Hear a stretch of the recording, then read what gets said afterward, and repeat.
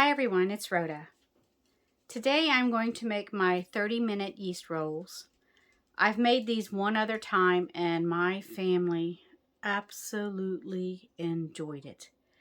And I'd have to say in the 30 years of my marriage, it's the first time I was ever to make yeast rolls and it be successful. And they were delicious. So I'm praying and crossing my fingers that this works again because I am recording it. You know how things go. When you start recording, it never goes the way you want it to. But I have all my ingredients here, and follow along with me and I'll show you how to make these 30-minute yeast rolls. Because Mama's wanting yeast rolls. She's already called me today. She says, Rhoda, what are you doing? I said, I'm looking to see if I got everything ready for tomorrow, Mama. And she said, Dad and I want some yeast rolls, and I was wondering if you could fix me some. As a matter of fact, I've got the recipe in my hand, Mama. I'll start making you some today. She goes, yeah, we want them for today. I said, okay, I'll bring them over later. So she's waiting on these, and I've got to get this started. You got to love mamas. I've got everything laid out here ready. Ooh. I've got my oil. So it's a 1/3 cup of oil, 1 egg, a 1.5 teaspoons of salt, a 1/4 cup of sugar, and 2 tablespoons of yeast. I know this is a lot of yeast. I've never used this much. And I've seen other recipes that use less, but my rolls turned out so good, I'm not going to shy from this. So, and I need 3.5 cups of flour. Now with my flour, it asks for bread flour. So I don't use bread flour. I never buy bread flour. I use unbleached all-purpose flour all the time. What I did is I double sifted my flour. You don't have to do that. Some people don't, but my rolls turned out really fluffy. And this is something that I've never done before, is double sifted my flour, but that is what I've done. And I've only put 3 cups in here in my bowl. I have the other 1/2 cup over here in this bowl. Because you know how flour in different places are. I'll start out with the 3 cups of flour, and I'll slowly add the other 1/2 cup to it as I need it. And I'm going to use my KitchenAid mixer with this because it's hard for me to knead the dough. So, and your water has to be really warm, about 110 degrees. Put my water in.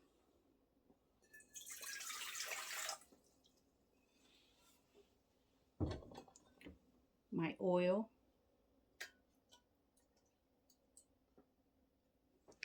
That is 1 cup of water, 1/3 cup of oil, 1 egg, 2 tablespoons of yeast,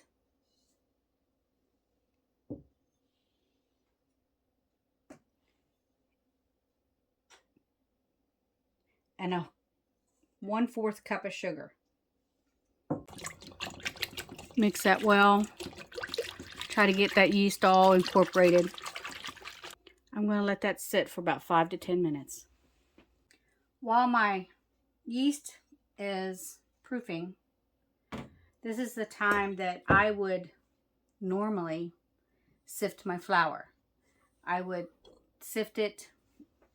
I use just one of these, you know, and sift it. But if you don't have one of those, you can use a strainer. Take a strainer, put a cup in at a time, and do this with it, and it'll sift it. Just do it. I did mine twice that way. You don't have to have one of these. It's not like a requirement. I don't know if somebody gifted me this. My sister gives me a lot of stuff, people. She is a very good sister. She helps me out a lot. I do have to say that. But while that is proofing, I am going to go ahead and add my salt to my flour, though, and stir it in. I'm just going to use my whisk and just whisk it in real quick. I also want to mention that I use dry active or active dry yeast. I always want to say dry active yeast. I don't know why. I always want to say it backwards. And I do not use chlorinated water. I use filtered water every time I make any type of bread or dough stuff. I use a lot of it. And I've been having water issues, and if you can see my contraption back there, that is what we usually will be using for camping. But my water was brown this past week, and I don't trust using it, and I do not want to run it through my filter yet until I know my water's good.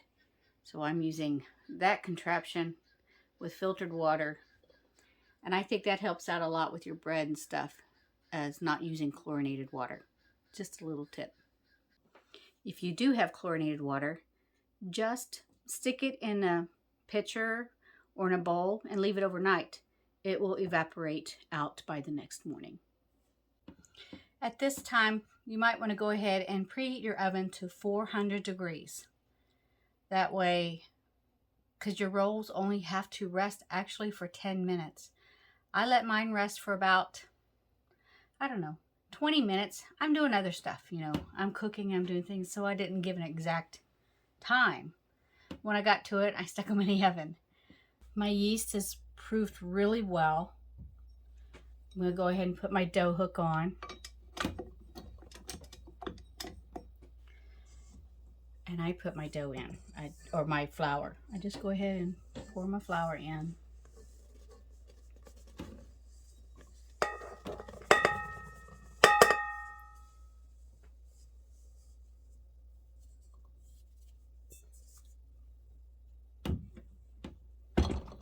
Lock it in, and I just started on low. Turn it up a little. I need to add a little bit more flour. I'm just using a quarter cup at a time.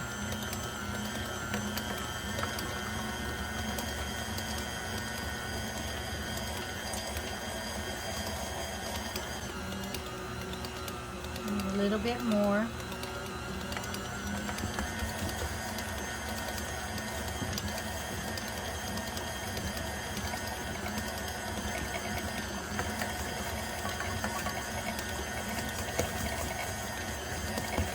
So that was a half cup total. I'm just going to leave it at that.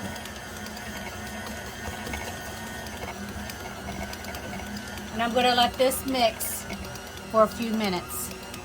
Several minutes. I think my dough is finished. Let's see, get you turned here. It's not sticky, but it's not, I don't know. I don't know how to describe it. I guess it is sticky, but it's not, it's different. I'm just gonna sprinkle some around here.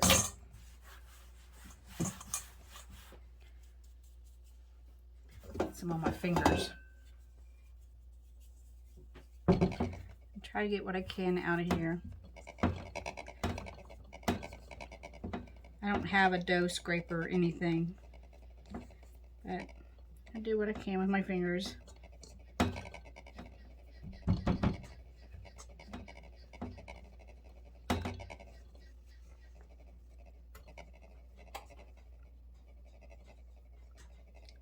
It's a lot stickier than what I thought.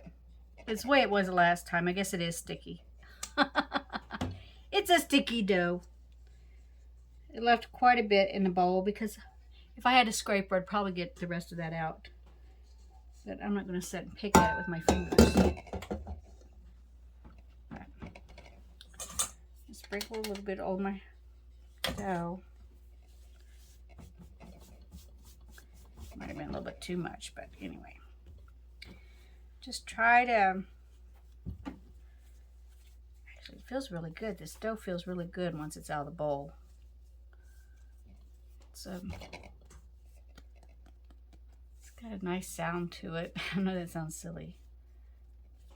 But you can see, it's not like wet. You can cut it. You can take and you can cut it in half and then cut it, you know, in different things. But with me, I just took and pinched it off like this. You know, I make sure I have flour in my hands. And I brought it up and I just pinched it like this. Made a little ball. And there's my roll. And I put it in a well-greased pan. But that's what I'm going to do. I'm just going to bring it up, pinch it, roll it, and put it in a well-greased pan.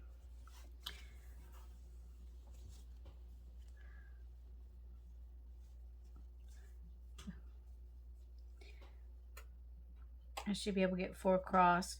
I mean, this is oiled really well, my pan here.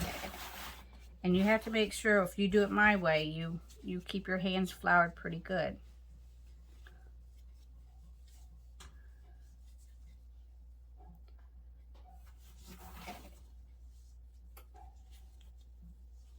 A lot of people don't like to do it this way. They like to cut it, you know, halve it and quarter it and eighth it, and then they're shaping each ball. But I find this to be easy this way. Just your fingers power.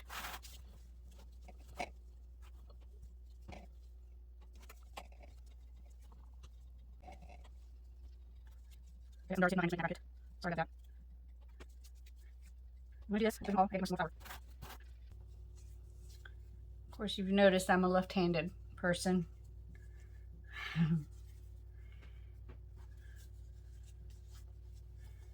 You get down to the last parts of it, it gets a little bit harder sometimes, because then you're more or less trying to roll it over on itself to make sure you get that nice top.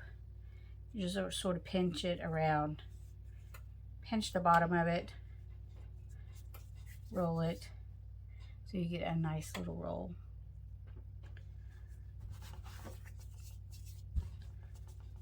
But yeah, I can also do this right-handed.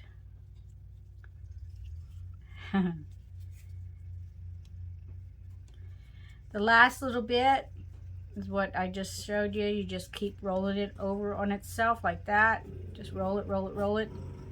Pinch it, and then twist on the bottom like that. Roll, place on your pan. Now I'm going to cover this and let it sit for 10 minutes, and I'll check it. And if I want it to rise more, I'll let it rise more. You know, it's up to you and how much you want it to rise. Depends on how cool your house is. That's what you do.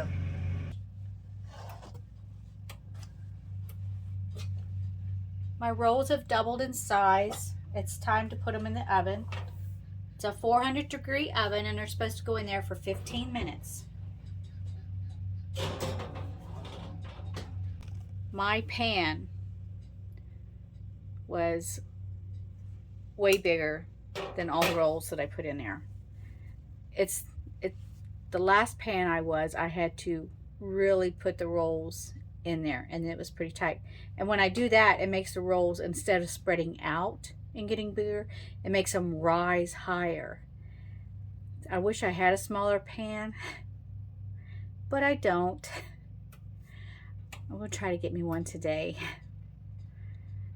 for the dinner tomorrow. Or no, I might fill this one up tomorrow. I don't know, but we'll see. But if you do get one and you can get them all in there and it fits inside of a pan, just leave a little space between each one. When they do touch each other, they will rise taller and not spread out so much. That's a little tip. Sorry about the noise. My neighbor's out there mowing, but it's time to get these rolls out of this oven. They were only in there maybe 12 minutes.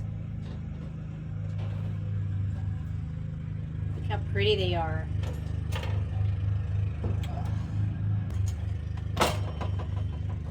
I have some melted butter here, and I'm just going to brush it on the rolls while they're still hot.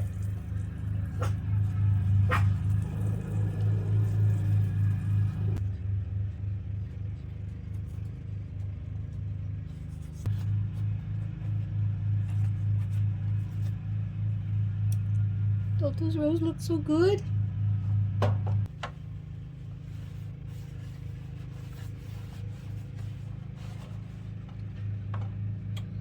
Look at that roll. See it? Ooh, it's so hot. Try to cool it down, but these rolls are so soft. Y'all might think I'm a little gross, but I'm going to use my towel to hold this. It's a little bit too hot. Look at this. Oh, it's a soft roll. Real soft. And it's just so tender. Mom won't like that I stole one, but it's okay. I made it. Look at that. Can you see that? It's a real light, fluffy roll. Delicious. And take it from somebody who could never make rolls. Seriously, I could never make yeast rolls. This recipe was so good that this is going to be my go-to yeast roll recipe from now on forever, because it is just delicious and my family absolutely loved them. Loved them. So until next time, God bless you all. I hope you try this and enjoy it.